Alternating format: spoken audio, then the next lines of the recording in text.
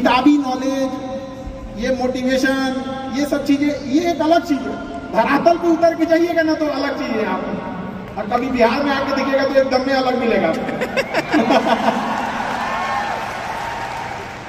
खैर हमारे यहाँ तो हर चीज है भाई, पहाड़ काटने वाले लोग भी, तो ऐसा नहीं है कि आपके पास अभाव नहीं है, मतलब सबके पास कमोबेश है, लेकिन कितना बहाना बनाएंगे हम लोग, कितना रोएंगे कि भैया हमारे पास इस चीज की कमी है। दुनिया का कोई इंसान पूर्ण नहीं है, सबके पास कुछ कमी है। शायद जिसे हम कहते हैं कि ये बड़े लेवल का आदमी है, उसके पास बड़ा प्रॉब्लम है, छोटा के पास तो छोटे प्रॉब्लम है, बड़े के पास बड़ा प्रॉब्लम है। दुनिया का कोई आदमी जो नहीं है जिसके पास प्रॉब्लम नहीं है, और प्रॉब्लम का आना बहुत जरूरी है, क्योंकि आवश्यकता ही आविष्कार की जननी होती है। अगर आपके पास कमी नहीं रहेगा ना, आप कुछ करिएगा ही नहीं, कोई भी चीज का। ये पानी है यहाँ पर, इसकी वैल्यू तभी बढ़ेगी जब हमको जोर से प्यास लगेगा। अभी नहीं लगा है, इसका थोड़ा सा हमको लगता है कि कम, कोई वैल्यू उतना नहीं। अभी लगेगा ना थोड़ी देर बाद प्यास, तो लगेगा ना बहुत जरूरी चीज है। तो आपके अंदर वो भूख, वो प्यास रहना चाहिए। अमूमन आप देखिएगा कोई आदमी जो होते हैं लोग, उनके अंदर जैसे किसी को क्या बोलते हैं, पोजीशन लीडरशिप बोलते हैं, कि मतलब उसकी विरासत में मिल गई है। दादा ने कोई बिजनेस खड़ा किया, पिता ने किया, जब उसको मिलता है तो उतने अच्छे से नहीं संभालता। कुछ लोग संभाल भी लेते हैं, लेकिन कुछ लोग उतने अच्छे से भी नहीं संभाल पाते। कितना ठोकर लगा है, ये बहुत ठोकर नहीं लगेगा ना, जिस पत्थर पे चोट नहीं पड़ती वो कभी मूर्त नहीं बनता है। इसलिए जितना, ये आपके लिए अच्छी बात है, क्योंकि बड़े बड़े लोगों की जिंदगी में मुसीबत आती है, वो मुसीबत ही आती है बड़े लोगों के लिए, क्योंकि फिल्म में जो सबसे टफ रोल होता है ना, वो बढ़िया हीरो के कंधे पे दिया जाता है। तो ये पृथ्वी पे भी ना, ऊपर वाले को पता है कि ये बढ़िया हीरो है, इसको थोड़ा सा हम लोग रोल देते हैं बढ़िया, तो बड़ी जिम्मेदारी देने से पहले ऊपर वाला भी ना आपको टेस्ट करता है, टेस्ट करके ही देखेगा कि नहीं करेगा। हम लोग छोटा सा कोई सामान खरीदते हैं तो उसको ठोक बजा के चेक करते हैं कि सह लेगा कि नहीं सह लेगा। एक छोटा सा बर्तन कोई खरीदने जाता है तो पटक के दिखाता है, देखिए मजबूत है।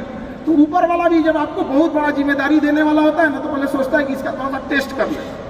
बहुत लोग टेस्टे में भाग जाते हैं, ये भगवान हमरा काहे लिए तुम मुसीबत लाया यार। जब ऊपर वाला तुमको खुशी दिया था तो थैंक यू कहना भूल गए थे, और जब मुसीबत दिया चेक करने के लिए तो परेशान हो गए। आप चीजों से घबराना नहीं चाहिए किसी को। जिसके जिसके जीवन में कठिनाई आ रही है, आप समझिए कि आप एक सही रास्ते पे जा रहे हैं, क्योंकि वही रास्ता सफलता का है।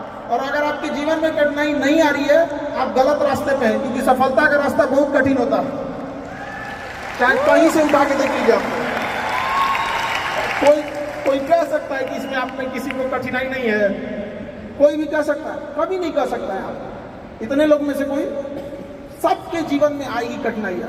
कठिनाई का आना है, और करके निकल जाएंगे हम लोग यहाँ सीखेंगे। और कठिनाई से आने से एक चीज और फायदा होता है कि हमें समाज की एक वो हिस्सा देखने को मिलता है जो हम नहीं देख पाते। कठिनाई के बाद पता चलता है कि दुनिया कैसी थी और हम कैसा समझ रहे थे इसको। बहुत जरूरी है इस चीज को, समाज का एक असली चेहरा दिखा के रखना लोगों को। आजकल यंग जनरेशन जो है ना, अचानक सोचती है सफल हो जाए। अचानक कभी नहीं सफल हो सकते हैं। रातों रात जो सफल होते हैं ना, रातों रात गायब हो जाते हैं। आप कई एग्जाम्पल होंगे आप लोग के पास जो देखे होंगे, रातों रात सक्सेस होता है ऐसा, फिर उसके बाद देखिएगा रातों रात गायब भी हो जाते हैं। क्योंकि धीमी आंच पे ही खाना तेज अच्छा बनता है, और अचानक बना देंगे खुद तेज जल जाएगा खाना। इसलिए थोड़ा थोड़ा स्टेप बाय स्टेप कोशिश कीजिएगा कि आगे बढ़े, चाहे आप जिस फील्ड में हैं, वट एवर फील्ड आपका बेटर जानते हैं आप लोग, एक्सपीरियंस आप लोग के पास होगा चीज़ों के लिए। लेकिन ज़्यादा दिमाग लगाने के, प्लानिंग व्लानिंग के चक्कर में मत रहिएगा। कोशिश कीजिएगा कि आज का आज चीज़ों को एग्जीक्यूट करें। जितना जल्दी एग्जीक्यूट करेंगे उतना जल्दी आपको कुछ एक्सपीरियंस गेन करेंगे, फिर आगे बढ़ने का आपको और जो भी कठिनाई होगी उससे आगे बढ़ के निकलेंगे आप लोग। वहाँ पे डिसीजन लेने के टाइम पे ज़्यादा किसी के इन्फ्लुएंस मत होइएगा। और कई बार होता क्या है ना कि हम किसी के दबाव में डिसीजन ले लेते हैं। आप सुनिए सबकी, अकेले डिसीजन मत लीजिए, 3-4 आदमी से देखिए, ताकि नहीं तो मोहम्मद बिन तुगलक हो जाएंगे। अकेले डिसीजन लेंगे। वो राजधानी चेंज कर दिया, दिल्ली से लेकर चल गया दौलताबाद पर, और गर्मी के दिन में आधा आदमी को ले जाकर मुआ दिया उधर ले जाकर। फिर यार आधा मर गए, मुझे कैसे, कहा महाराज इतना दिक्कत था, कहा वापस चलो, वापस ले जाकर मार दिया था। अपने से डिसीजन लेने के चक्कर में मत रहिएगा। 2-4 बार आप देख लीजिएगा। और दूसरों के एक्सपीरियंस से सीखना बहुत जरूरी है, क्योंकि खुद के ठोकरों से अगर आप सीखने की कोशिश कीजिएगा तो शायद ये जन्म आपका ठोकर खाते खाते ही खत्म हो जाए। तो दूसरों के ठोकर से आप सीख लीजिए ना। आदमी थोड़े दूर जाता है तो किसी से पूछ लेता है कि कहाँ से मुड़ना है, कहाँ से नहीं मुड़ना है। तो अपने जीवन में भी कभी कुछ है तो सीख लिया कीजिए। कभी कभी आपसे छोटे लोग भी आपको बहुत अच्छा ज्ञान दे देते हैं। कोई इस चीज का अंत नहीं होता है सीखने का। सीखने के मामले में थोड़ा बेशरम बनना पड़ता है कि भाई जहां से मन मिले वहां से सीख लेना चाहिए जो भी चीज। हमको तो लगा था कि विवेक बिंद्रा जी हम लोग को भी कुछ सिखाएंगे। हालांकि चीजें बहुत पता है। एक 2 साल पहले, 1.5 साल पहले हमसे एक बात उन्होंने बोला था कई चीजों के लेके, डिसीजन को लेके। काफी अच्छी मित्र है हमारे।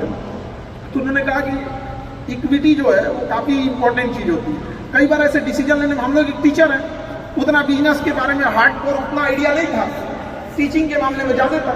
तो एक आध डिसीजन गलत ले रहे थे लोग, उन्होंने भी काफी इस चीजों में हेल्प किया था। तो किसी से डिस्कस कर लेना चाहिए और इंस्टेंट डिसीजन लेने से बचिएगा। इंस्टेंट अचानक कुछ हुआ, नहीं हम भी ऐसा करेंगे, ऐसा नहीं होना चाहिए। इंस्टेंट डिसीजन कभी भी हमेशा खतरनाक होता है। डिसीजन क्या ले रहे हैं आप सामने वाले का सुनिएगा।